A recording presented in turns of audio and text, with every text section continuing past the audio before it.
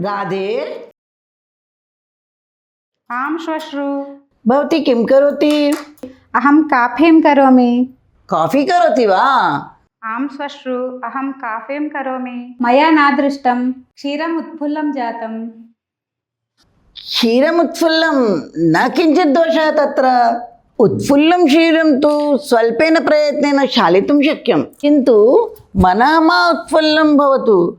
मनः अधिकम् उत्तेजितं भवति चेत् दुःखम् अनुभवोक्तव्यं स्यात्। सावधानं राधे। आं श्वश्रु।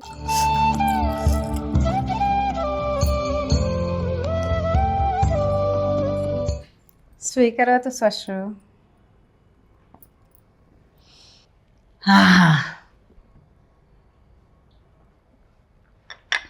काफ़ी अतिशयं मधुरा। भवती काफ़ी करोति चेत् बहु सुगन्धः आगच्छति राधे। अत्र मम वैशिष्ट्यं किमपि नास्ति श्वश्रुः। भगवद्गीता उक्तवती कर्तृत्वं मम नास्ति, केवलं निष्कामकर्म कुर्मः।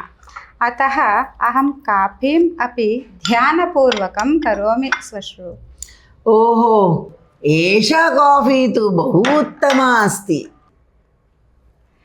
श्वश्रु, अहं निस्वार्थकर्म अकरवं, किन्तु भवती तु काफी मोहे पतिता। पश्यतु श्वश्रु। आगच्छतु मातृश्वास, उपविशतु।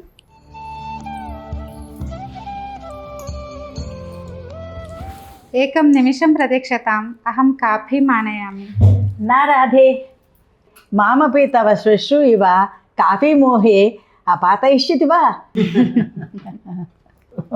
युवां वार्तालापं कुरुतः अहं यन्त्रे वस्त्रप्रक्षालनं करोमि। वस्त्राणि मलिनानि, अधिकफेनकचूर्णं स्थापयतु राधे। आं श्वश्रूः, अहम् अधिकमेव स्थापयामि। यथा वस्त्रेषु मालिन्यं नश्यति तथा मनसा मालिन्यमपि वेदान्ततत्त्वज्ञानात् नश्यति। अतः एव भवत्यः वेदान्तकुटुम्बः इति कथ्यन्ते। गृहकार्यं कुर्वन्त्यः तत्त्वविचारमपि कुर्वन्ति। भवत्योः सदृशी नान्ये।